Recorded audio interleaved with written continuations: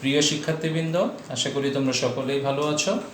আজ আমরা structural analysis and design 2 এর ক্লাস শুরু করব। তো আমরা প্রথমেই যাচ্ছি এই ক্লাসের ক্লাস কোডে। এই ক্লাসের class code CE 313।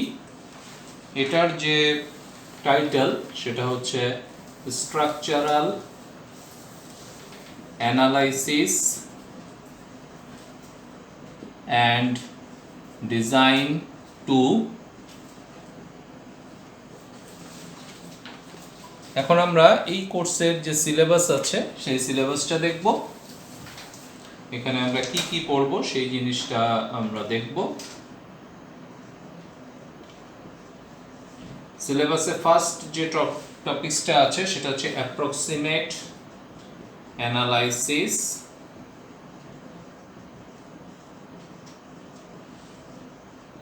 of multi-storied building frame for vertical dead load.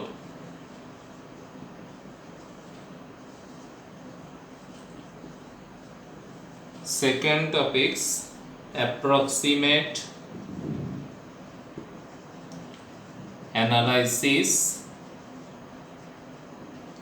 of multi-storied building frame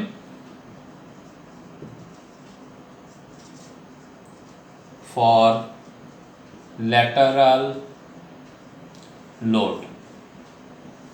এখানে আমরা তিনটা মেথড দেখব। A, portal method, B, cantilever method, and C, factor method.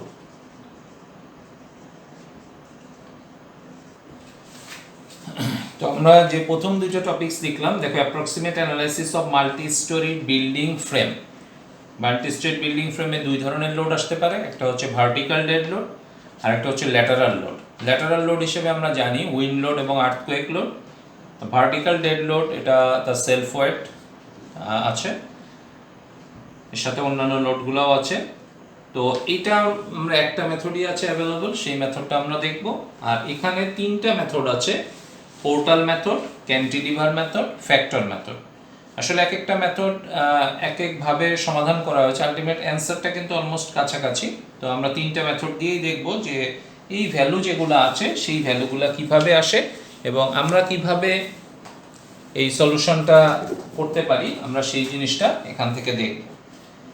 এবার দেখো থার্ড যে টপিকসটা আছে আমরা যেটা লিখতে চাচ্ছি সেটা হচ্ছে approximate analysis of industrial frame বা মিল বেন্ড যেটাকে বলে। Number third topics, approximate analysis of industrial frame বা mill bend. Next, approximate analysis of indeterminate ট্রাস। এই দুইটা আমরা যদি একটু আলোচনা করি তাহলে দেখতে পাচ্ছ যে এখানে approximate analysis of industrial frame. Industrial ফ্রেমটা আসলে আমাদের কনভেনশনাল যে ফ্রেম আছে তার থেকে ডিফারেন্ট হয়, অর্থাৎ ডিফারেন্ট হয় এই অর্থে যে এটার হাইট অনেক হাই থাকে এটা, এবং তার একটা কলাম থেকে আরেকটা কলামের যে লেন্থ সেটাও অনেক বড় থাকে। অর্থাৎ আমরা যেগুলা আমাদের ফ্যাক্টরি আছে সেই বিল্ডিংগুলো সাধারণত এই কনসেপ্টে ডিজাইন করা হয়। তো সেখানে আমরা দেখব কিভাবে কলাম এবং রুফের যে ট্রাস মেম্বারগুলো থাকে সেগুলোর বার ফোর্স বের করে, আমরা এখানে সেটা দেখব। অ্যান্ড নেক্সট ওয়ান যেটা আছে অ্যাপ্রক্সিমেট অ্যানালাইসিস অফ ইনডিটারমিনেট ট্রাস। আমরা অনেক সময় ট্রাস যেগুলো ব্যবহার করি বিভিন্ন ব্রিজ বা এই ধরনের স্ট্রাকচারে, সেগুলো মূলত ইনডিটারমিনেট ট্রাস হয়। সেই ইনডিটারমিনেট ট্রাসের কীভাবে অ্যাপ্রক্সিমেট অ্যানালাইসিস করা হয় সেই জিনিসটা আমরা এখানে দেখব। ফিফথ যেটা ডিফ্লেকশন অফ ট্রাস, অর্থাৎ ট্রাসের ডিফ্লেকশন, কারণ আমরা ব্রিজ যদি ট্রাস দিয়ে তৈরি করি তাহলে এটা কতটুকু ডিফ্লেকশন এটার জন্য অ্যালাউ করা যাবে সেই জিনিসটা জানার জন্য ডিফ্লেকশন ক্যালকুলেশনটা আমাদের শিখতে হবে।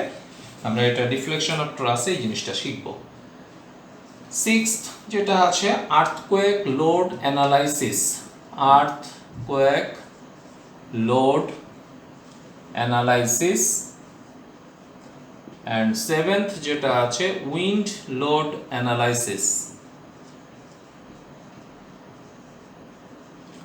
এখানে আমরা যে জিনিসটা শিখবো এই দুইটার মধ্যে সেটা হচ্ছে আর্থকোয়েক যে আসে, অর্থাৎ একটা হরাইজন্টাল শেকিং যেটা, সেই শেকিংটাকে কিভাবে লোডে ট্রান্সফার করা হয় এবং বিল্ডিংটা কিভাবে ওই লোডের এগেনস্টে রেজিস্টিভ হতে পারে সেই জিনিসটা দেখা হয়। সেই জিনিসটা আমরা আর্থকোয়েক লোড অ্যানালাইসিসে দেখব। এবং নেক্সট হচ্ছে উইন্ড লোড অ্যানালাইসিস, অর্থাৎ আমাদের দেশের বিভিন্ন অঞ্চলে দেখা যায় যে উইন্ডের ইফেক্ট এক এক ধরনের হয়ে থাকে, তো সেই উইন্ডটাকে কিভাবে আবার লোডে কনভার্ট করা যায় সেই জিনিসটা আমরা এখানে দেখব। এরপরে যেটা আছে আমাদের সেটা হচ্ছে number 8, method of consistent deformation, method of consistent deformation. আমরা এখানে দুইটা টেকনিক দেখব, A area moment method and next B এটা হচ্ছে কনজুগেট বিম মেথড।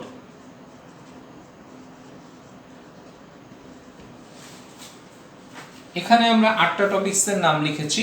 তো 8টা টপিকসের মধ্যে এই নাম্বার 8 যে টপিকসটা আছে এই কনসিস্টেন্ট ডিফরমেশন, এটা আসলে একটা এক্সাক্ট মেথড। এর আগে দেখো আমরা 4 পর্যন্ত যেগুলো লিখেছি সবই অ্যাপ্রক্সিমেট অ্যানালাইসিস। নাম্বার 8 এ যেটা আছে কনসিস্টেন্ট ডিফরমেশন মেথড, এটা আসলে একটা এক্সাক্ট মেথড, অর্থাৎ এখানে কোনো অ্যাপ্রক্সিমেশন আসলে প্রোভাইড করা হয় না। উইদাউট কনসিডারিং এনি অ্যাজাম্পশন আমরা এই মেথড দিয়ে ইনডিটারমিনেট স্ট্রাকচারকে সমাধান করতে পারি। তো এই হচ্ছে আমাদের টোটাল সিলেবাস। আমরা পুরো সিলেবাসটা আমরা এখানে দেখলাম। তো আমরা যদি আরেকবার দেখি যে approximate analysis of multi storied building frame, multi storied building তোমরা বুঝতেই পারছো যে বহুতল ভবন যেগুলো আছে ভার্টিক্যাল ডেড লোডের জন্য আমরা সেটার অ্যানালাইসিস করব। নেক্সট হচ্ছে ল্যাটারাল লোড, অর্থাৎ উইন্ড এবং আর্থকোয়েক লোডের জন্য আমরা অ্যানালাইসিস শিখব। সেখানে 3টা টেকনিক আমরা মেথড বললাম, portal, cantilever and factor method. এরপরে আমরা দেখো এখানে এসেছি যে আর্থকোয়েক লোডকে কিভাবে কনভার্ট করা হয় এবং উইন্ড লোডকে কিভাবে কনভার্ট করা হয় সেই জিনিসটা আমরা এখানে দেখব। এরপরে আমরা অ্যাপ্রক্সিমেট অ্যানালাইসিস ইন্ডাস্ট্রিয়াল ফ্রেম বা মিল বেন্ট যেগুলো আছে বড় বড় ফ্রেমের বিল্ডিং, অর্থাৎ অনেক লং ডিস্টেন্স এবং লং হাইট, সেই ধরনের বিল্ডিংয়ে আমরা ইনডিটারমিনেট স্ট্রাকচারের আমরা অ্যানালাইসিস দেখব এবং সেই সাথে সাথে ইনডিটারমিনেট ট্রাসের অ্যানালাইসিস দেখব, যে ট্রাসকে কিভাবে অ্যানালাইসিস করা হয় অ্যান্ড ডিফ্লেকশন অফ ট্রাস এই জিনিসটা আমরা দেখব। আর ফাইনালি আমরা মেথড অফ কনসিস্টেন্ট ডিফরমেশন, যেটা আমাদের অলমোস্ট এক্স্যাক্ট মেথড। এখানে তোমরা নাম থেকে মোটামুটি বুঝতে পারছো যে আমরা বেশিরভাগ পোর্শন জুড়েই আসলে অ্যাপ্রক্সিমেট অ্যানালাইসিস যেটা আছে সেটা শিখবো। এখন আমরা আসলে জানতে চাচ্ছি যে এই অ্যাপ্রক্সিমেট অ্যানালাইসিস কথাটা কেন আসলো এবং কোথা থেকে আসলো সেই জিনিসটা আমরা এখানে বোঝার চেষ্টা করব। তো প্রথমে আমরা যদি আসি একেবারে শুরু থেকে, আমরা একটু রিভিউ করছি যেহেতু ইন্ট্রোডাকশন ক্লাস। আমরা ইন্ট্রোডাকশনে প্রথম যে টপিকসটা দেখতে চাচ্ছি সেটা হচ্ছে টাইপস অফ লোডিং। লোড সম্পর্কে আমরা ইতিমধ্যে বেশ কিছু ধারণা পেয়ে এসেছি। এখানে বেশ কয়েক ধরনের লোড থাকে। আমাদের বাস্তব যে স্ট্রাকচারগুলো আছে সেখানে মূলত এই কয়েক ধরনের লোডিং দেখা যায়। প্রথম যে ছবিটা আমি এঁকেছি সেটা নিশ্চয়ই তোমরা জানো, এটা হচ্ছে কনসেন্ট্রেটেড লোড। নেক্সট আমরা এঁকেছি ইউনিফর্মলি ডিস্ট্রিবিউটেড লোড, ইউডিএল বলা হয়, ইউডিএল, অথবা এটাকে রেক্ট্যাঙ্গুলার লোডও বলা হয়, রেক্ট্যাঙ্গুলার লোড। এরপরে যেটা দেখতে পাচ্ছ, এটা আমরা সবাই বুঝতে পারছি, এটা হচ্ছে ট্রাইঅ্যাঙ্গুলার লোড।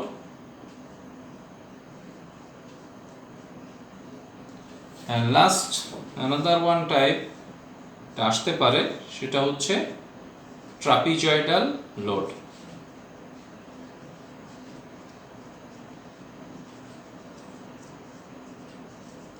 মূলত এই 4 ধরনের লোডই আমাদের সিভিল ইঞ্জিনিয়ারিং স্ট্রাকচারে এসে থাকে। কোনো একটা বস্তু যদি কোনো একটা জায়গার উপরে অবস্থান করে, তখন আমরা সেটাকে বলি কনসেন্ট্রেটেড লোড, অর্থাৎ সিঙ্গেল লোড একটা জায়গার উপরে কাজ করছে, সেটা হচ্ছে concentrated load. Uniformly distributed load বা রেক্ট্যাঙ্গুলার লোড, শেপটা রেক্ট্যাঙ্গেলের মতো, এই জন্য এটাকে রেক্ট্যাঙ্গুলার লোড বলা হয়েছে। এটা মূলত ডিস্ট্রিবিউটেড লোড, দ্যাট মিনস আমরা যদি একটা বিমের কথা চিন্তা করি, সেই বিমের যে ডেড লোডটা আছে সেটা পার ফিটে একটা হিসাব করে আমরা বের করি, সেই জন্য এই লোডটাকে বলা হচ্ছে ইউনিফর্মলি ডিস্ট্রিবিউটেড লোড বা রেক্ট্যাঙ্গুলার লোড। এটা মূলত সেলফ ওয়েট থেকে বেশিরভাগ সময়ই আসে, বিম, স্ল্যাব এগুলার সেলফ ওয়েট থেকে মূলত এই লোডটা এসে থাকে। Then next one triangular load, এটা হচ্ছে ওয়াটার প্রেশার। মূলত আমরা যখন আমরা ট্যাঙ্ক ডিজাইন করি যার মধ্যে পানি থাকে বা অন্য কোনো লিকুইড থাকতে পারে, এই ধরনের তার যে প্রেশারটা, সেই প্রেশারটা ট্রায়াঙ্গুলার ভেরিয়েশনে এসে থাকে। And last one trapezoidal load, এটা মূলত আমরা যখন ফাউন্ডেশন ডিজাইন করি তখন দেখা যায় ফাউন্ডেশনটা যদি ইসেন্ট্রিক হয়ে যায়, তাহলে তার নিচের যে সয়েলের প্রেশারটা সেটা ট্রায়াঙ্গুলার ফর্মেও আসতে পারে, ট্রাপিজয়েডাল ফর্মেও আসতে পারে। ট্রাপিজয়েডাল লোডটা আসলে রেক্ট্যাঙ্গুলার লোড এবং ট্রায়াঙ্গুলার লোড এর সমন্বয়ে গঠিত একটা লোড। ইতিমধ্যে তোমরা এই জিনিসগুলো হয়তো দেখেছো। তো এই লোড, এই 4 ধরনের লোডই আমাদের স্ট্রাকচারে এসে থাকে। এবার আমরা যেটা দেখব টাইপস অফ সাপোর্টস। আচ্ছা, সাপোর্ট কয় ধরনের হয় এবং সাপোর্টের আসলে কাজটা কি, আমরা সেই জিনিসটা এবার বোঝার চেষ্টা করব বা দেখার চেষ্টা করব। সেটা হচ্ছে types of support.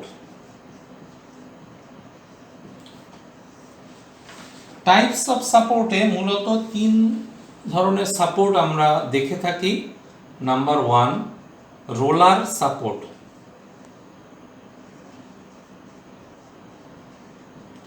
Number 2, hinge support. And number 3, fixed support.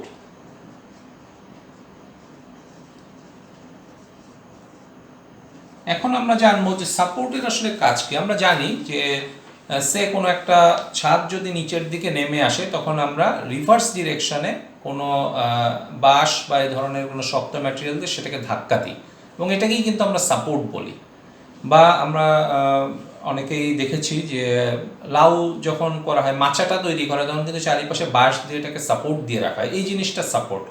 Support অর্থ হলো লোডের কারণে কোনো একটা বস্তু যদি তার যে অবস্থান সেখান থেকে নিচে, উপরে, ডানে, বামে কোনো দিকে সরে যেতে চায়, কিন্তু যে জিনিসটা তাকে সরতে দিতে বাধা প্রদান করে, সেটাই হচ্ছে সাপোর্ট। কীরকম, আমরা যদি উদাহরণ দিই, এটা আমাদের একটা বিম, তো এর উপরে সে ইউনিফর্মলি ডিস্ট্রিবিউটেড লোড আছে, তাহলে এই বিমটা সর্বদাই চাবে যে নিচের দিকে নেমে আসার জন্য। কিন্তু আমরা যদি এখানে এই ধরনের 2টা রিয়াকশান দিয়ে এটাকে আটকে রাখতে পারি, তখন এটাকেই বলা হচ্ছে সাপোর্ট। তো ফার্স্ট যে সাপোর্টটা আছে রোলার সাপোর্ট। রোলার সাপোর্টের বৈশিষ্ট্য হলো এটা শুধুমাত্র ভার্টিক্যাল ডিরেকশনে লোড আটকে রাখতে পারে, অর্থাৎ ভার্টিক্যাল ডিরেকশনে। এরপরে আছে হিঞ্জ সাপোর্ট। হিঞ্জ সাপোর্ট 2 ডিরেকশনে লোডকে আটকে রাখতে পারে, হরাইজন্টাল এবং ভার্টিক্যাল। আর থার্ড যেটা আছে ফিক্স সাপোর্ট, এটা হরাইজন্টাল, ভার্টিক্যাল এবং এটা রোটেশনে বাধা প্রদান করে থাকে, ভার্টিক্যাল, হরাইজন্টাল এবং যেটাকে আমরা মোমেন্ট বলছি। তাহলে দেখো, রোলার সাপোর্ট যদি থাকে তাহলে এটা ভার্টিক্যাল ডিরেকশনে কোনো একটা বস্তুকে আটকে রাখবে, অর্থাৎ নিচের দিকে নামতে দিবে না, কিন্তু হরাইজন্টালি মুভমেন্টটা কিন্তু ফ্রি, যে এদিকে এদিকে মুভ করতে পারে। উদাহরণ হিসেবে আমরা বলতে পারি রোলার স্কেট যেগুলো আছে, এগুলো আমরা দেখেছি অনেকেই, হয়তো জুতার নিচে চাকা লাগানো থাকে, তারা দেখবা যেই জায়গাটা স্কেটিং করে সেটা একটা স্ল্যাব, তো স্ল্যাবে সে কিন্তু কখনোই স্ল্যাবের নিচে নেমে যেতে পারে না, হরাইজন্টাল ডিরেকশনে সে বিভিন্ন দিকে ঘুরতে পারে। এটাই হচ্ছে রোলার সাপোর্টের উদাহরণ। নেক্সট ওয়ান হচ্ছে হিঞ্জ সাপোর্ট। হিঞ্জ সাপোর্টটা হরাইজন্টাল, ভার্টিক্যাল 2টা ডিরেকশনেই বাধা দেয়। এটা হচ্ছে আমাদের দরজা। দরজাটা দেখো, তুমি হরাইজন্টালি ধাক্কা দিয়েও দরজাকে কোনো দিকে নড়াতে পারবে না, বা ভার্টিক্যালি ধাক্কা দিয়েও নড়াতে পারবে না, কিভাবে দরজাটাকে নাড়ানো যায়, এটাকে একটা মোমেন্ট ক্রিয়েট করে, অর্থাৎ দরজা যদি এরকম হয় তাহলে আমরা এখানে ঘুরিয়েই আসলে এটাকে সরাতে পারি। শুধুমাত্র আমরা যখন দরজা খুলি বা দরজা ধাক্কা দিই তখন দরজাটা কিন্তু রোটেট হয়ে আরেক দিকে যাচ্ছে, স্ট্রেটও যায় না বা ভার্টিক্যাল ডিরেকশনেও তার মুভমেন্ট নাই। এই জিনিসটার নাম হিঞ্জ, অর্থাৎ ভার্টিক্যাল এবং হরাইজন্টাল ডিরেকশনে বাধা আছে কিন্তু রোটেশনে কোনো রকমের কোনো বাধা নাই। এই ধরনের যে সাপোর্টটা সেটাকেই বলা হচ্ছে হিঞ্জ সাপোর্ট। থার্ড হলো ফিক্সড সাপোর্ট। তোমরা দেখতেই পাচ্ছ যে ফিক্সড সাপোর্ট হলো এমন এক ধরনের সাপোর্ট যেটা ভার্টিক্যাল, হরাইজন্টাল এবং রোটেশন তিনটা দিকেই যেটার একটা বাধা আছে, অর্থাৎ তিন ডিরেকশনেই যেটা বাধা পায় এই ধরনের যে সাপোর্টটা, সেই সাপোর্টটাকে বলা হচ্ছে ফিক্সড সাপোর্ট। অর্থাৎ এটা হরাইজন্টালিও মুভ করবে না, ভার্টিক্যালিও মুভ করবে না বা কোনো ধরনের কোনো রোটেশনে যাবে না, এই ধরনের যে সাপোর্ট সেটাকে বলে ফিক্সড সাপোর্ট। তো এখানে সাপোর্টের সাথে সাথে আমরা রিয়াকশন কথাটা অলরেডি আলোচনা করে ফেলেছি। রিয়াকশন যেমন রোলার যদি হয় তাহলে একটা ডিরেকশনে রিয়াকশন, এটা হচ্ছে ভার্টিক্যাল। আর হিঞ্জ যদি হয় তাহলে ভার্টিক্যাল এবং হরাইজন্টাল দুইটা ডিরেকশনে রিয়াকশন। অ্যান্ড ফিক্স যদি হয় তাহলে ভার্টিক্যাল, হরাইজন্টাল এবং রোটেশন এই তিন ডিরেকশনেই আসলে তার রিয়াকশন থাকে, অর্থাৎ রিয়াকশন ফোর্সগুলা এই তিনটা ডিরেকশনে কাজ করে থাকে। এবার আমরা যে পয়েন্টটা যাব সেটা হচ্ছে ইকুয়েশন অফ স্ট্যাটিক্স। তোমরা এটাও শুনে আসার কথা, equation of statics.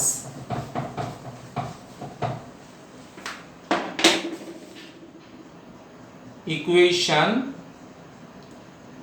Of statics. Equation এটা বলতে কি বোঝায়? এটা হচ্ছে স্ট্যাটিক্স মানে স্থির অবস্থায় থাকা। তাহলে স্থির অবস্থায় থাকার জন্য যেই শর্তগুলা মেনে চলতে হয় সেই শর্তগুলাকে বলে ইকুয়েশন অফ স্ট্যাটিক্স।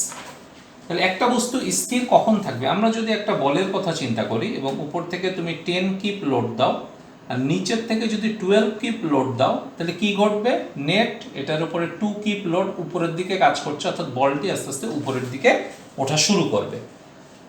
এটা থেকে আমরা বলতে পারি যে এই ভার্টিক্যাল ডিরেকশনে এটা সাম্য অবস্থায় নাই। সাম্য অবস্থায় কখন থাকতো? আইদার এটা 10 হতো অথবা এটা 12 হলে তাহলে এটা দেখো সাম্য অবস্থায় আসতো, অর্থাৎ এরকম সেট হলে সাম্য অবস্থায়, এরকম সেট হলে সাম্য অবস্থায়। তো সাম্য অবস্থায় আনার জন্য যে ইকুয়েশনগুলো ব্যবহার হয় সেটা তিনটা equation. Number 1 some of F of x সমান 0, সাম অফ এফ অফ ওয়াই সমান 0, সামেশন অফ মোমেন্ট সমান 0।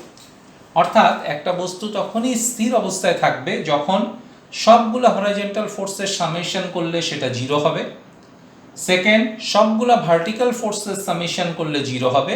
এবং থার্ড, যে কোনো পয়েন্টে আমরা যদি মোমেন্ট ক্যালকুলেশন করি সেই মোমেন্টের সামেশনও 0 হবে। এই তিনটা কন্ডিশন যদি ফুলফিল করে তাহলে বলা যাবে যে একটা বস্তু স্থির অবস্থায় আছে। এবং সিভিল ইঞ্জিনিয়ারিং স্ট্রাকচারের কিন্তু মোস্ট অফ দ্য স্ট্রাকচারই স্ট্যাটিক অবস্থায় আছে। ডাইনামিক কিছু স্ট্রাকচার আছে but most of the structures are in static condition. তাহলে ওই বস্তু বা ওই ফ্রেমটা যদি এই তিনটা কন্ডিশন মেনে চলে তাহলে আমরা বলতে পারি সে স্ট্যাটিক অবস্থায় আছে। এবার দেখো এটার উল্টাটা আমরা বলতে পারি, কোনো একটা বস্তু স্থির থাকার মানে সে অবশ্যই এই তিনটা ইকুয়েশনকে মেনে চলবে। অর্থাৎ আমাদের সামনে যদি কোনো স্ট্রাকচার আসে, ফ্রেম সবসময় স্থির আছে, তাহলে আমরা বলতে পারি যে এই ফ্রেম এই তিনটা কন্ডিশনকে অবশ্যই ফুলফিল করে চলবে। এটার সাথে এবার চলে আসছে যে পয়েন্টটা, সেটা হচ্ছে degree of indeterminacy. Degree of indeterminacy. এটা জানার জন্য আমাদের দুইটা টার্ম জানতে হবে, একটা হচ্ছে ডিটারমিনেট স্ট্রাকচার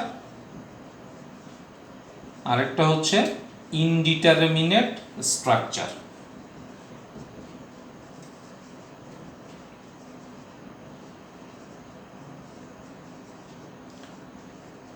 তো এখন ডিটারমিনেট স্ট্রাকচার কি, ইনডিটারমিনেট স্ট্রাকচার কি? আমরা যদি সোজাসুজি যাই তাহলে হচ্ছে যেই স্ট্রাকচারকে ইকুয়েশন অফ স্ট্যাটিক্সের সাহায্যে সলভ করা সম্ভব সেই স্ট্রাকচারকে বলা হয় ডিটারমিনেট স্ট্রাকচার।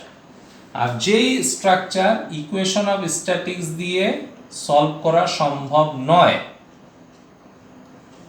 সেই স্ট্রাকচারকে বলা হয় ইনডিটারমিনেট স্ট্রাকচার। তো তোমরা নিশ্চয়ই জানো যে তিনটা যদি আমার হাতে ইকুয়েশন থাকে তাহলে আমি সর্বোচ্চ তিনটা আননোনকে সমাধান করতে পারি। ইকুয়েশন যত, আননোনের সংখ্যা তত হলেই সেটা সমাধানযোগ্য। তাহলে আমরা ডিটারমিনেট স্ট্রাকচার সেই স্ট্রাকচারকে বলতে পারি যার নাম্বার অফ আননোন সাধারণ অবস্থায় লেস দ্যান 3, তিনের থেকে কম। তিনের থেকে কম বা 3 যদি হয়, less than or equals to 3, that means তিনটা যদি সর্বোচ্চ তার আননোন হয়, তাহলে আমরা তিনটা ইকুয়েশন ব্যবহার করে সেই তিনটা আননোনকে সমাধান করতে পারবো। এই ধরনের যে স্ট্রাকচার তাকে বলা হচ্ছে ডিটারমিনেট স্ট্রাকচার। আর indeterminate structure definitely number of unknown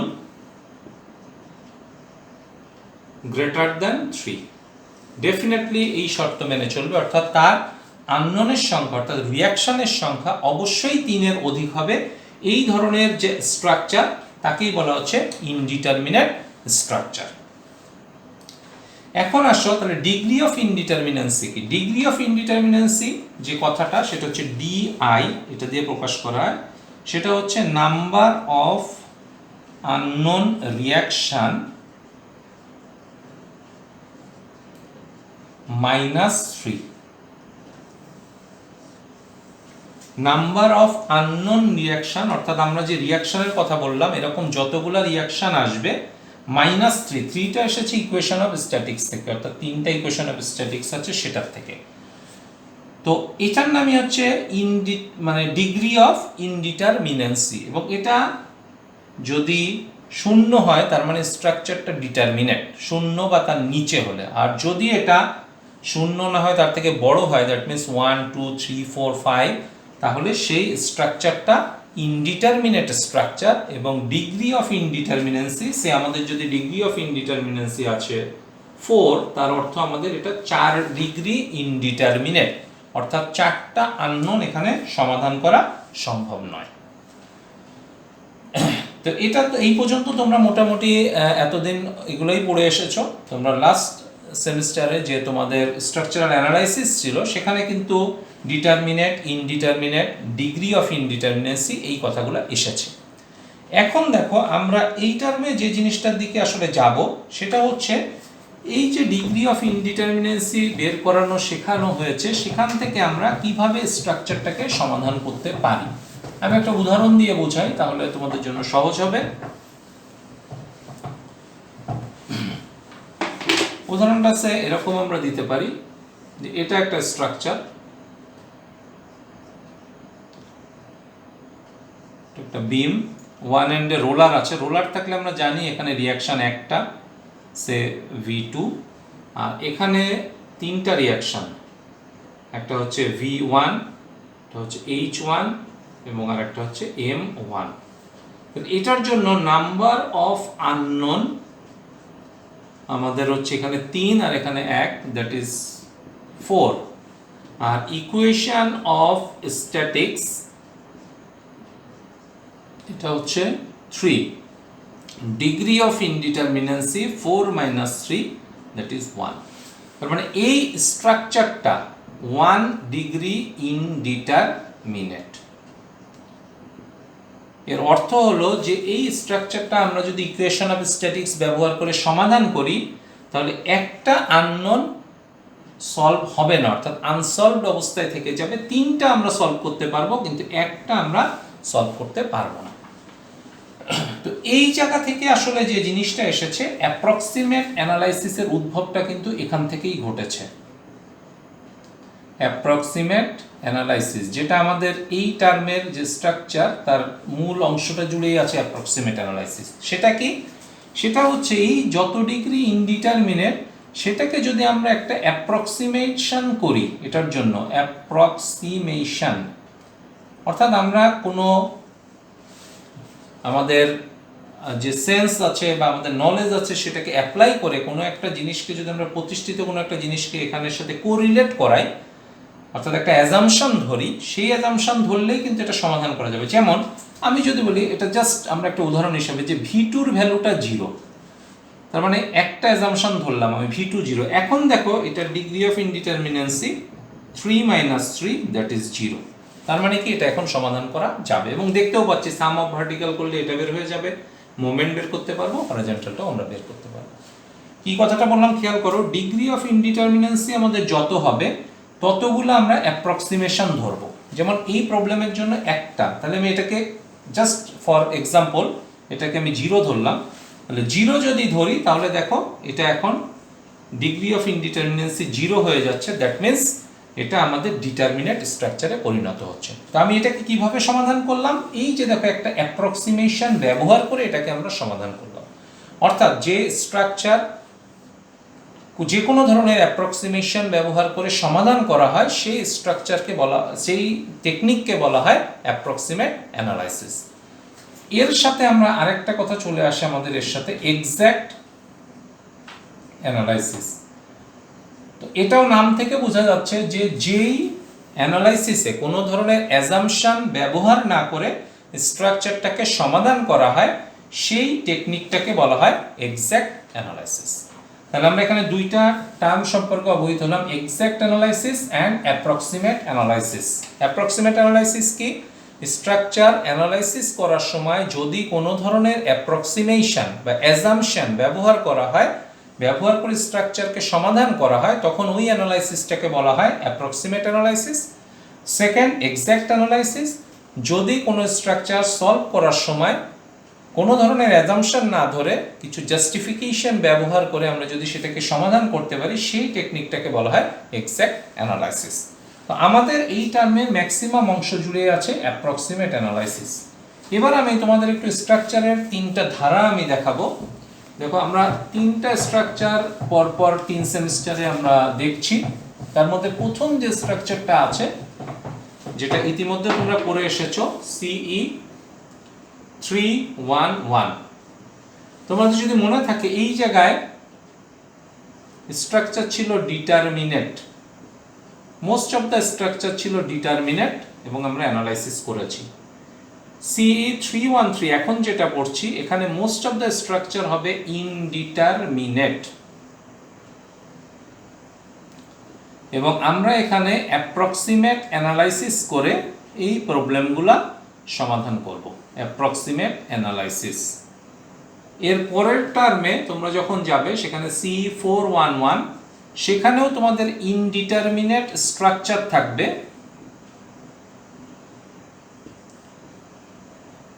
এবং সেখানে আমরা এক্স্যাক্ট অ্যানালাইসিস এইটা ব্যবহার করে আমরা সেই জায়গায় সমাধান করব। তাহলে দেখো 3টা স্ট্রাকচার আমরা যে পড়বো অ্যানালাইসিস, তার প্রথমটা ছিল ডিটারমিনেট স্ট্রাকচার। ডেফিনেটলি এটা অ্যানালাইসিস সরাসরি হয়েছে গত টার্মে যেটা করেছো। এই টার্মে আমরা যেটা করব এখানে ইনডিটারমিনেট স্ট্রাকচার হবে এবং অ্যানালাইসিসটা অবশ্যই হবে অ্যাপ্রক্সিমেট অ্যানালাইসিস, এবং এর পরের সেমিস্টারে যেটা করব সেখানে ইনডিটারমিনেট স্ট্রাকচার কিন্তু অ্যানালাইসিসটা হবে এক্স্যাক্ট অ্যানালাইসিস। তো এইভাবেই আমরা আসলে পুরো স্ট্রাকচারটা সম্পর্কে আমাদের যে নলেজটা আছে আমরা সেই নলেজটাকে ডেভেলপ করব আস্তে আস্তে, ধীরে ধীরে আমরা এই জিনিসটাকে সামনের দিকে নিয়ে যাব। তো এখন দেখো এই যে সেমিস্টারে আমরা যে জিনিসগুলো পড়ব তার মধ্যে উল্লেখযোগ্য একটা অংশ জুড়ে থাকবে শেয়ার ফোর্স এবং বেন্ডিং মোমেন্ট ডায়াগ্রাম। তো আমি এখন শেয়ার ফোর্স এবং বেন্ডিং মোমেন্ট ডায়াগ্রাম সম্পর্কে তোমাদের কিছুটা রিভিউ করব, আগে যেটা তোমরা পড়ে এসেছো তার কিছু অংশ আমরা রিভিউ করব। Share force, about share force and bending moment diagram. Share force and bending moment diagram।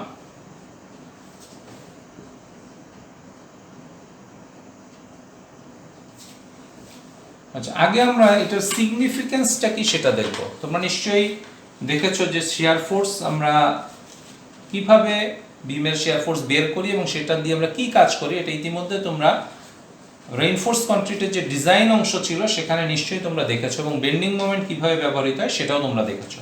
তো আমি আরেকবার বলছি যে বেন্ডিং মোমেন্ট যেটা, মোমেন্ট যে জিনিসটা, এটা মূলত রেইনফোর্সমেন্ট ডিজাইন, রেইনফোর্সমেন্ট এটার ডিজাইন। ডিজাইন বলতে বোঝাচ্ছে যে কতগুলো রেইনফোর্সমেন্ট লাগবে, কোন ডায়ামিটারের লাগবে, কোন জায়গায় লাগবে, উপরে না নিচে, সেই জিনিসগুলা যেটা সেটাকে বলা হচ্ছে রেইনফোর্সমেন্ট ডিজাইন। তো এটা এক। সেকেন্ড হচ্ছে বিম যদি হয় তার ডেপথ ক্যালকুলেশনের সাথে, ডেপথ ক্যালকুলেশন এটার সাথে মোমেন্টের একটা সম্পর্ক আছে। তোমরা রেক্ট্যাঙ্গুলার বিম ডিজাইনে দেখেছো হয়তো ডি সমান square root of M by something value দিয়ে বের করা হয়, অর্থাৎ তার যে ডেপথটা আছে সেই ডেপথটা মোমেন্টের থ্রোতে আসলে ক্যালকুলেট করা হয়। এরপরে আসছে শেয়ার ভি। এটা মূলত শেয়ার রেইনফোর্সমেন্ট ডিজাইনের, যেটাকে আমরা স্টিরাপ বলি। তোমরা হয়তো দেখেছো এরকম বক্স শেপের, এরকম এটাকে ঘুরিয়ে এভাবে দেওয়া হয়, স্টিরাপ যেটা বলা হয়, অথবা টাই কলামের ক্ষেত্রে টাই যেটা আড়াআড়ি যেটা দেওয়া হয় টাই বলা হয়, অথবা স্পাইরাল। এই জিনিসগুলো মূলত আসলে শেয়ারের জন্য প্রোভাইড করা হয়ে থাকে। এখন আমাদের এই স্ট্রাকচারাল অ্যানালাইসিসের মূল উদ্দেশ্য কিন্তু প্রতিটা একটা ফ্রেমের যতগুলো বিম আছে, কলাম আছে, প্রতিটা জায়গায় মোমেন্ট কত, শেয়ার ফোর্স কত, এই জিনিসগুলো বের করা, এবং বের করার পরে এগুলাকে ডিজাইন করা, ডিজাইন করে পুরো স্ট্রাকচারটাকে নিয়ে আসে। ডিজাইনটা আমরা এখানে শিখবো না, ডিজাইনটা তোমরা অলরেডি 313 যেটা আছে, 315 আছে এবং 317, অর্থাৎ রেইনফোর্স কনক্রিটের যে ডিজাইনের দুইটা কোর্স আছে সেখানে তোমরা ডিজাইনটা শিখবে। কিন্তু সেই ডিজাইনে তোমাদের যদি মনে থাকে, তোমরা আগের সেমিস্টারে যেহেতু করেছো, যে বিম ডিজাইনের সময় সরাসরি কিছু মোমেন্ট দেওয়া ছিল, হয়তো 40 কিপ ফিট, আর শেয়ার দেওয়া ছিল হয়তো 200 কিপ, দেন তোমরা এইটাকে ব্যবহার করে ডিজাইনটা করেছো। তাহলে এটা কোথা থেকে আসবে? এই জিনিসটাই মূলত আসবে আমাদের এই টার্মের যে পড়া, অর্থাৎ আমরা যে অ্যানালাইসিসটা করব সেই অ্যানালাইসিস থেকেই কিন্তু এই ভ্যালুগুলো বের হয়ে আসবে, দেন আমরা এই ভ্যালুটাকে ব্যবহার করব। তোমাদের নিশ্চয়ই মনে আছে যে আমাদের যদি নেগেটিভ মোমেন্ট হয়, নেগেটিভ মোমেন্ট হলে আমরা রিইনফোর্সমেন্টগুলোকে কিন্তু দিয়েছিলাম উপরে, এবং পজিটিভ মোমেন্ট যদি হয় তাহলে আমরা রিইনফোর্সমেন্টগুলোকে দিয়েছিলাম নিচের দিকে। এটা কি তোমাদের খেয়াল আছে যে কেন দিয়েছিলাম? তো আমি উত্তর দিচ্ছি সেটার, যে নেগেটিভ বেন্ডিং মোমেন্ট এই কথাটার অর্থ কি আমাদের সেটা জানতে হবে। সেটা যদি আমরা জানি, দেন আমরা স্টিলটা কোথায় দিব সেই জিনিসটা আমরা জানতে পারবো। এখন আমরা বলি যে মূলত স্টিল কেন দেওয়া হয়। স্টিল দেওয়া হয় মূলত টেনশন যাতে বিয়ার করতে পারে সেই জন্য আসলে স্টিলকে দেওয়া হয়। আর কনক্রিট যে আছে সে কিন্তু নিজেই কম্প্রেশন নেওয়ার জন্য সাফিসিয়েন্ট।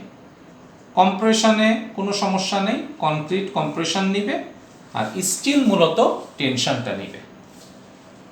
তো এখন আমরা সেই টেনশনটা কি ফর্মে আসতে পারে, অর্থাৎ টেনশনটা আমরা বুঝবো কি করে, কোথায় টেনশন হচ্ছে বা কিভাবে টেনশন হচ্ছে, এটার জন্য আমাদের সাইন যে কনভেনশন আছে শেয়ার এবং মোমেন্টের, সেই জিনিসটা আমরা দেখবো, এবং ছোট একটা এক্সাম্পল দেখবো যে কিভাবে আসলে শেয়ার ফোর্স বেন্ডিং মোমেন্ট বের করে এবং সেই অনুযায়ী আসলে রিইনফোর্সমেন্টকে প্রোভাইড করা হয়, সেই জিনিসটা আমরা এখানে দেখব। তো সাইনের কথা যদি আমরা বলি, শেয়ারের ক্ষেত্রে সাইনের কথা আমরা যদি বলি শেয়ার, তখন লেফট রাইট ডাউন এই শেয়ারটাকে বলা হয় পজিটিভ শেয়ার। অর্থাৎ কোনো একটা সেকশন যদি আমি নিই, সেই সেকশনের বাম সাইডের শেয়ারটা যদি উপরের দিকে থাকে, অথবা ডান সাইডের শেয়ারটা যদি নিচের দিকে থাকে, তখন সেটাকে আমরা বলি পজিটিভ শেয়ার। এবং রিভার্স যদি হয়, অর্থাৎ লেফটেরটা নিচে আছে অথবা রাইটেরটা উপরে আছে, তখন সেটাকে বলা হয় নেগেটিভ শেয়ার। আর মোমেন্টের ক্ষেত্রে যেটা বলা হয়, মোমেন্ট যদি কনকেভ তৈরি হয়, কনকেভ তৈরি হওয়ার মানে দেখো উপরের সারফেসগুলো কম্প্রেশনে আছে এবং নিচের সারফেসগুলো টেনশনে আছে, তখন এটাকে বলা হয় পজিটিভ বেন্ডিং মোমেন্ট। আর যদি কনভেক্স তৈরি হয়, এই যে কনভেক্স, তাহলে এই পাশে তৈরি হয় কম্প্রেশন এবং এই পাশে তৈরি হয় টেনশন, তখন এই জিনিসটাকে বলা হয় নেগেটিভ বেন্ডিং মোমেন্ট। অর্থাৎ যদি মোমেন্টের ক্ষেত্রে কনকেভ তৈরি হয় তাহলে আমরা সেটাকে বলতে পারি পজিটিভ বেন্ডিং মোমেন্ট, আর যদি মোমেন্টের ক্ষেত্রে কনভেক্স তৈরি হয় তাহলে আমরা সেটাকে বলবো নেগেটিভ বেন্ডিং মোমেন্ট। এটা আসলে কিভাবে কনকেভ মানে কম্প্রেশন হলো সেই জিনিসটা এবার আমরা একটু ব্যাখ্যায় যাব। তোমরা যদি এদিকে খেয়াল করো, এই যে দেখো, এটা আমরা দুইটা স্ট্রিপের কথা চিন্তা করলাম, এ বি এবং সিডি। এখন দেখো যদি এখানে লোড আসে তাহলে ডেফিনেটলি এটা বেন্ড করবে। তো যখনই বেন্ড করবে দেখো এ বি যে পয়েন্টটা আছে দেখো এরা কাছাকাছি চলে আসবে। এটা যখন ভিতরে বেন্ড করবে তখন এ বি যে পয়েন্টটা কাছাকাছি চলে আসবে। তো কম্প্রেশন হলেই কোনো একটা বস্তুকে যদি আমি কম্প্রেস করি তাহলে বস্তুটা কাছাকাছি চলে আসতে পারে, বা দুইটা প্রান্তে যদি আমি চাপ দিই তাহলে এটা কাছাকাছি আসে।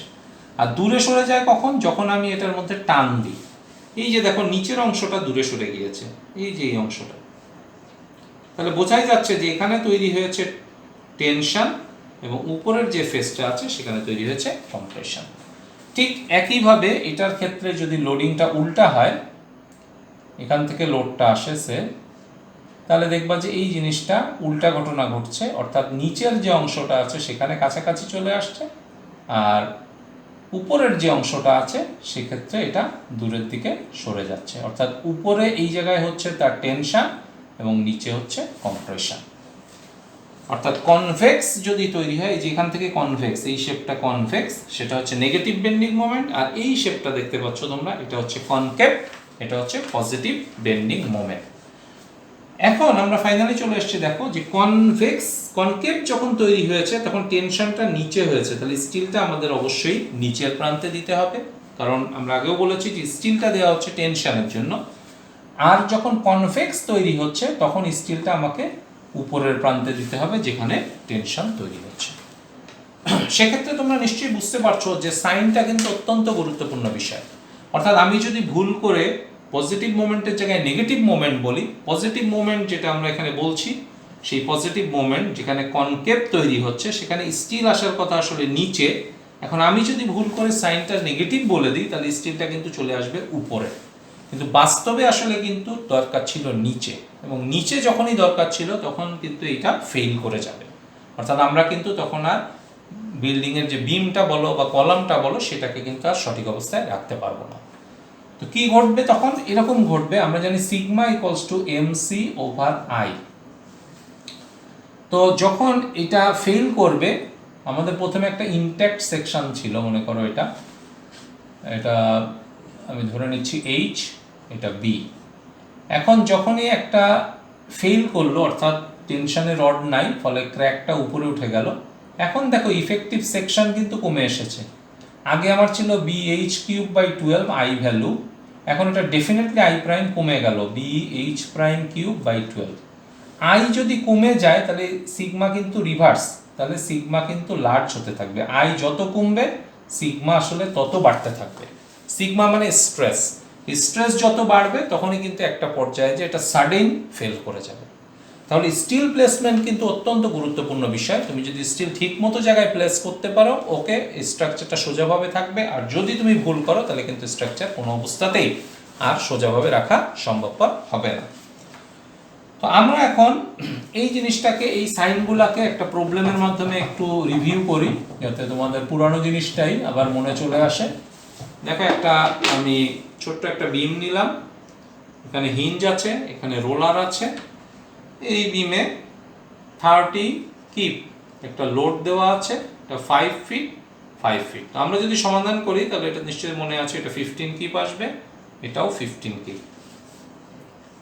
এখন যদি আমরা এটা শেয়ার ফোর্স ডায়াগ্রাম আঁকি তাহলে দেখো এই ধরনের একটা শেয়ার ফোর্স ডায়াগ্রাম পাওয়া যাবে।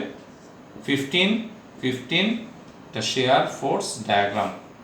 দেন এখানে একটা বেন্ডিং মোমেন্ট ডায়াগ্রাম পাওয়া যাবে, এটা হচ্ছে পজিটিভ এবং এটা হচ্ছে 75, that is bending moment diagram. Unit দিতে হবে, এটা কিপ, এটা হচ্ছে কিপ ফিট। এটা হলো আমাদের একটা প্রবলেম, আমরা সলিউশন করলাম এ বি সি। এখন মনে করো আমি এসির মধ্যে একটা অংশ নিলাম, এ থেকে সির মধ্যে কোনো একটা ক্ষুদ্র অংশ নিলাম, এটাকে কেটে ফেললাম। তাহলে আমরা কিভাবে শেয়ার বের করবো? খেয়াল করো, এটা উপরের দিকে আছে, তাহলে এটা যদি ব্যালান্সিংয়ে থাকতে হয় তাহলে এখানে অবশ্যই নিচের দিকে 15 কিপ লোড থাকতে হবে। তো এটা হচ্ছে আমার লেফট সাইড, এটা হচ্ছে আমার রাইট সাইড। এখন দেখো লেফট আপ রাইট ডাউন, তার মানে এখানে পজিটিভ শেয়ার আছে এবং পজিটিভ শেয়ারের ভ্যালু 15। তো আমরা ছবির দিকে তাকালেও দেখবো এখানে পজিটিভ শেয়ার আছে এবং এটার ভ্যালু আছে 15। Very simple. দেখো এ থেকে সির মধ্যে একটা স্ট্রিপ আমি কেটে নিয়েছি, এখানে 15 কিপ উপরে আছে, তাহলে এটা 15 কিপ নিচে থাকবে। তাহলে left up write down, that means positive share এবং ভ্যালু হলো 15। তো এখানে ছবিও আমার এটা শো করছে পজিটিভ শেয়ার, ভ্যালু হলো 15। এবার বি থেকে যদি একটা অংশ নিই, বি এখানে আছে 15, এটা বি, তাহলে এখানে দেখো ডাউনওয়ার্ড একটা 15 লোড থাকবে। তো দেন আমি দেখতে পাচ্ছি এটা লেফট, এটা right, left down right up, that is negative shear, এবং এটার ভ্যালু হচ্ছে 15। আবার দেখো বি পয়েন্ট, তার থেকে মাঝে আমি একটা অংশ কেটে ফেললাম, কেটে আমি যদি নিই তাহলে এখানে নিচের দিকে আছে লেফটটা ডাউন আছে, রাইটটা up, that is negative shear, এবং ছবিও কিন্তু এখানে দেখো নেগেটিভ শেয়ার শো করছে। তো আমরা সাইন দিয়ে সরাসরি বের করতে পারি, শেয়ার ফোর্স ডায়াগ্রাম দিয়ে এতদিন আমরা যেটা শিখেছি শেয়ার ফোর্স ডায়াগ্রাম দিয়ে আসলে দেখেছি, কিন্তু অনেক সময় এমন হতে পারে তোমার যে অনেকগুলো শেয়ার ফোর্স একে ওই জায়গায় পৌঁছাতে হতে পারে, এই জন্য আমরা তখন কি করব, সরাসরি আমরা শেয়ার ফোর্স ভ্যালুটাকে ব্যবহার করব। এবার আমরা আসি মোমেন্টের দিকে। আমরা যদি একটা মোমেন্টের কথা চিন্তা করি, যে মনে করো সি পয়েন্টে একটা মোমেন্ট আমি চিন্তা করছি, যে সি, তাহলে আমি এসি অংশটা কেটে নিলাম, এখানে হচ্ছে 15.5 ফিট, এই অংশটা কেটে নিয়েছি। তো মোমেন্ট বের করার নিয়ম তোমাদের হয়তো মনে আছে, যেখানে আমি মোমেন্ট চাই সেখানে মনে মনে ফিক্স চিন্তা করবো, এই যে মনে মনে দেখো এটা ফিক্স চিন্তা করলাম। এবার এই বস্তুটা দিয়ে এটাকে ধাক্কা দিব, ধাক্কা দিলে কোন দিকে উঠবে, এটা উপরের দিকে উঠবে, দেখো এই যে উপরের দিকে উঠেছে। এবার বাকি অর্ধেক আমি ফিল আপ করে দেব, এই যে বাকি অর্ধেক। এখন দেখো তো এটা কোন শেপে এসেছে, এটা কনকেভ, এটা কনকেভ শেপে এসেছে, দ্যাট মিন্স এটা পজিটিভ মোমেন্ট। কত value positive, 15 into 5, that is 75।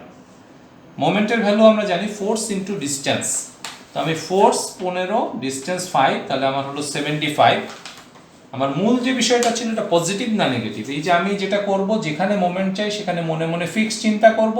এবার এটাকে ধাক্কা দিলে দেখো এটা উপরে উঠেছে এভাবে, বাকি অংশ ফিল আপ করে দিব, দিলে দেখা যাচ্ছে এটা একটা কনকেভ অংশে পরিণত হয়েছে, অর্থাৎ এটা পজিটিভ বেন্ডিং মোমেন্ট। এবার আমি যদি বি পয়েন্ট থেকে ধরি, এখানে 15 কিপ, তো এখানে মনে মনে ফিক্স চিন্তা করব 5 ফিট দূরে সি পয়েন্টে। এবার এটা ধাক্কা দিলে দেখো কোন দিকে ওঠে, এই যে উপরে ওঠে এরকম। এবার তুমি বাকি অংশটুকু ফিল আপ করো, এটাও কি তৈরি হয়েছে, concave, that means positive bending moment. মোমেন্টের ভ্যালু কত, 15 ইন্টু 5, দ্যাট ইজ 75, কনকেভ, এবং এটাও পজিটিভ বেন্ডিং মোমেন্ট। তাহলে খুব সহজেই আমরা কিন্তু কোন জায়গায় কত মোমেন্ট আছে, যদি আমার শেয়ার জানা থাকে বা কোনো ফোর্স জানা থাকে, আমরা সহজেই সেখান থেকে বের করতে পারি। তো আমরা এই জিনিসগুলো আমাদের কাজে লাগবে, আমরা প্রতিটা জিনিসেরই কিন্তু শেয়ার ফোর্স এবং বেন্ডিং মোমেন্ট ডায়াগ্রাম আঁকবো, এবং এই শেয়ার ফোর্স এবং বেন্ডিং মোমেন্ট ডায়াগ্রামগুলো কিন্তু ব্যবহার করে আমরা রিইনফোর্সমেন্ট ডিজাইন বলো বা সাইজ শেপ, এই জিনিসগুলো আমরা করব। এখন আমি একটা জিনিস দেখাবো যে একটা বিল্ডিং এ আসলে কি কি কম্পোনেন্ট আছে, এবং সেই কম্পোনেন্টগুলো দিয়ে আসলে বিল্ডিংটা কিভাবে ডিজাইন করা হয় সেই জিনিসটা আমরা দেখব। দেখো একটা বিল্ডিং এ সাধারণত 4টা এলিমেন্ট, মূল এলিমেন্ট, একটা হচ্ছে স্ল্যাব, সেকেন্ড আছে বিম, থার্ড আছে কলাম,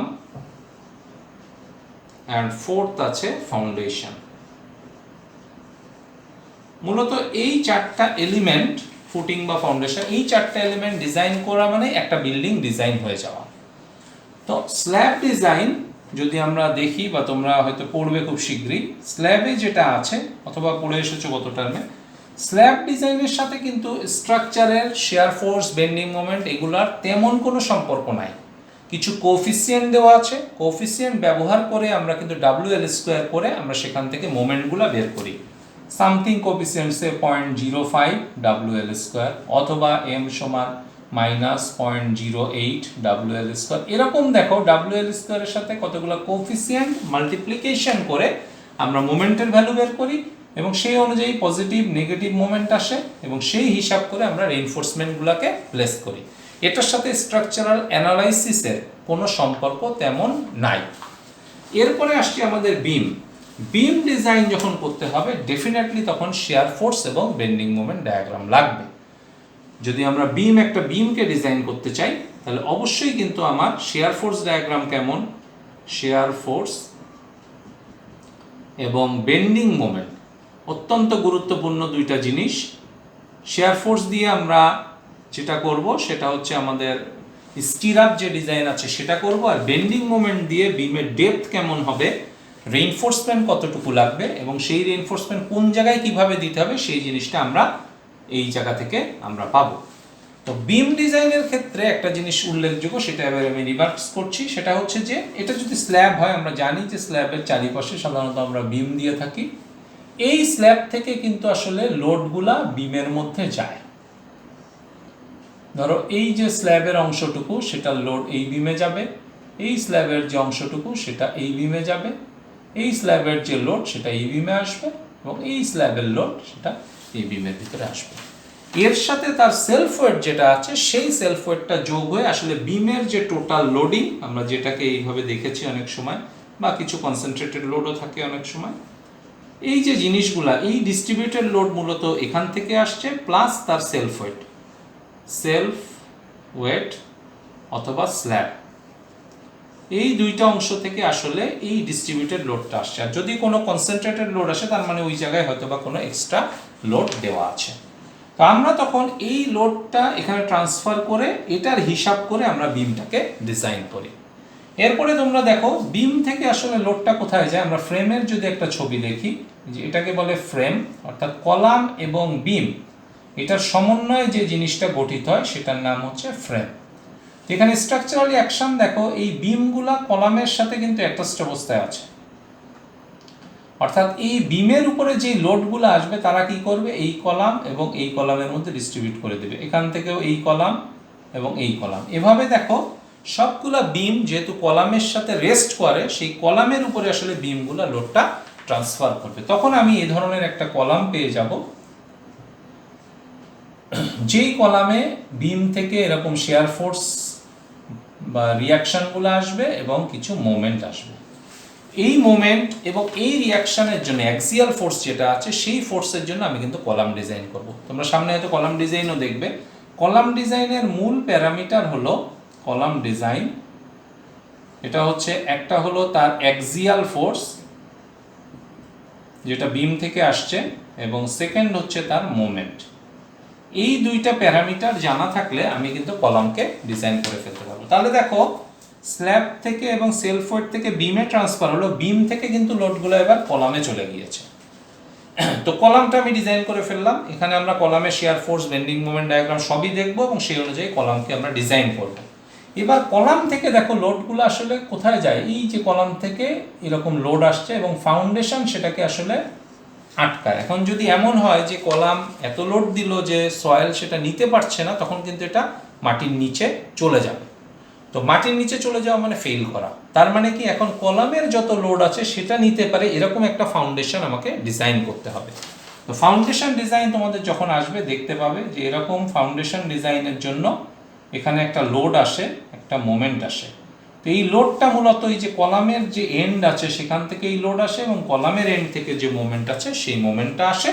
দেন আমরা এই ফাউন্ডেশনটা বিভিন্ন টাইপে, এটা স্প্রেড, স্কোয়ার, রেক্ট্যাঙ্গুলার বা সার্কুলার অথবা পাইল, এই ধরনের বিভিন্ন ফাউন্ডেশন আমাদের আসতে পারে। তো এই ফাউন্ডেশনগুলোকে আমরা এভাবে ডিজাইন করি। তাহলে দেখো একটা বিল্ডিংয়ের যে চারটা মূল কম্পোনেন্ট, এর মধ্যে এই দুইটা কম্পোনেন্ট আসলে আমাদের মূল কনসার্নের বিষয়, কারণ স্ল্যাব ডিজাইনের জন্য আলাদা কিছুর প্রয়োজন হচ্ছে না, আর ফাউন্ডেশন ডিজাইনটা কলাম থেকে যেটা পাওয়া যায় সেটা দিয়ে করা হয়ে থাকে। তো অ্যানালাইসিস বলতে যে জিনিস বোঝায় সেটা কিন্তু এই দুইটার জন্যই বোঝায়। অর্থাৎ এরকম একটা ফ্রেম যদি হয়, তার প্রতিটা কলাম, প্রতিটা বিমে কি পরিমাণ share force, axial force, bending moment আছে সেই জিনিসটা বের করে আমরা বিল্ডিংটাকে ডিজাইনে যেতে পারব। তো এটাই হচ্ছে আমাদের লোড, যে বিল্ডিং ফ্রেমে যেভাবে ডিস্ট্রিবিউট হয় সেই জিনিসটা আমরা এখানে দেখালাম। এখন আমরা যে জিনিসটা দেখব যে কনস্ট্রাকশন আসলে কিভাবে হয়। কনস্ট্রাকশন কিন্তু পুরোপুরি রিভার্স ওয়েতে হয়। অর্থাৎ কনস্ট্রাকশনের ক্ষেত্রে দেখো প্রথম কি কনস্ট্রাকশন করা হয়, ফাউন্ডেশন। খেয়াল করে দেখো, পাইল বলো বা অন্যান্য যে ফাউন্ডেশন আছে এটা প্রথম ডিজাইন করা হয়, তৈরি করা হয়, দেন সেখান থেকে কলাম কাস্টিং করা হয়, কলামের পরে সেটা থেকে বিম কাস্টিং করা হয় এবং সেখান থেকে আসলে স্ল্যাব কাস্টিং করা হয়। তো এটা হচ্ছে কনস্ট্রাকশন টেকনিক, এটা হচ্ছে লোড ডিস্ট্রিবিউশন টেকনিক। লোড এভাবে আসলে ডিস্ট্রিবিউট হতে থাকে আর কনস্ট্রাকশনটা আসলে নিচের থেকে উপরের দিকে আসতে থাকে। তো তোমরা ইতিমধ্যে আমরা যে আলোচনাগুলো করলাম এই আলোচনা থেকে নিশ্চয়ই বুঝতে পারছো যে আমরা এই জায়গায় যে জিনিসগুলো শিখবো সেটা কিন্তু সিভিল ইঞ্জিনিয়ারিং স্ট্রাকচারের জন্য অত্যন্ত গুরুত্বপূর্ণ একটা বিষয়। কারণ আমরা যদি এখানে ডিজাইন ঠিকমতো করতে চাই তার জন্য আমার শেয়ার ফোর্স এবং বেন্ডিং মোমেন্ট ডায়াগ্রাম প্রপারলি বের করতে হবে, এবং সেই বের করাটাই কিন্তু আমরা এখানে শিখবো। সেটা যদি আমরা প্রপারলি বের করতে পারি তাহলে একটা বিল্ডিং ফ্রেমের পুরো অংশটা কিন্তু আমরা সুন্দর মতো ডিজাইন করতে পারবো। কিন্তু এই ক্যালকুলেশন যদি আমাদের ভুল হয়ে যায় তাহলে কিন্তু আমাদের পক্ষে ডিজাইন করা সম্ভব হবে না। তো আমরা আসলে এই জিনিসগুলাই এই টার্মের যে স্ট্রাকচারাল অ্যানালাইসিস এবং ডিজাইন আছে সেই জায়গাটাতে আমরা শিখব। তো আমি আজকে আমাদের ইন্ট্রোডাক্টরি যে ক্লাস সেখানে আমি মূলত তোমাদেরকে সিলেবাস সম্পর্কে একটা আইডিয়া দিলাম, এবং আমরা এখানে সিলেবাসের যে প্রতিটা টপিকস আছে সেই টপিকসগুলো আমাদের কিভাবে কাজে দিচ্ছে সেই জিনিসটা দেখলাম, এবং প্রিভিয়াস কিছু তোমাদের পড়ানো বিষয় সেই জিনিসগুলো আমি রিভিউ করলাম, এবং এটার গুরুত্ব কি আমরা সেই জিনিসটা আমি তোমাদের সামনে তুলে ধরলাম। তো তোমরা নিশ্চয়ই বুঝতে পারছো যে এই স্ট্রাকচারাল অ্যানালাইসিসের অত্যন্ত গুরুত্বপূর্ণ, এবং এটা আমাদের বিল্ডিং স্ট্রাকচারে খুব অঙ্গাঙ্গিকভাবে জড়িত, এটা আমাদের ইগনোর করার কোনো পথ থাকবে না। তো আমি আজকের ক্লাস এখানেই শেষ করতে চাচ্ছি। আমরা এখানে যা দেখালাম তোমরা এই জিনিসটা কেয়ারফুলি দেখবে, এবং কোনো জায়গায় যদি তোমাদের কোনো কোশ্চেন থাকে তাহলে আমার সাথে যোগাযোগ করবে, আমি তোমাদের সেই কোশ্চেনগুলো সলভ করার চেষ্টা করব, এবং তোমাদের যদি আরও অন্যান্য কোনো কোয়ারি থাকে বা প্রশ্ন থাকে সেটাও আমি তোমাদেরকে আমাদের যে অনলাইন ক্লাস হবে সেই ক্লাসের মাধ্যমে আমি তোমাদেরকে সেই প্রশ্নগুলোর উত্তর দেব। তো আজকের ক্লাস এখানেই আমি শেষ করছি। ধন্যবাদ তোমাদের সবাইকে।